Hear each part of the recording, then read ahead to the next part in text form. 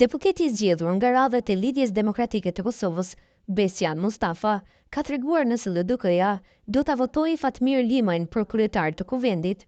Ai potencoi se LDK-ja nuk do të votojë pavarësisht se kush është emri. Pavarësisht se kush është emri, LDK nuk do të votojë për të.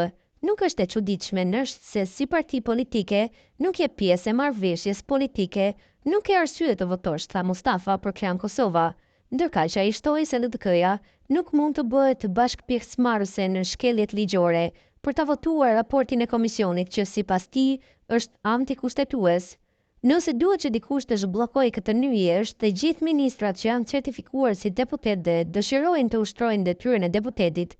Nëse zoti Murati nuk dëshiron ta ushtrojë detyrën si deputet është në rregull, nuk ka nevojë për dorëheqje, por nëse ka antar të qeverisë, kryeministri, zëvendëskryeministrat dhe ministrat që janë zgjedhur deputet dëshirojnë që ta ushtrojnë detyrën e deputetit, ata duhet ta zhbllokojnë gjithë procesin duke dhënë dorëheqjen, tha Mustafa, i cili ka dështuar në 2 tentativat e para për konstituim, ndërsa e radhës do të mbahet pikërisht ditën e shtunë.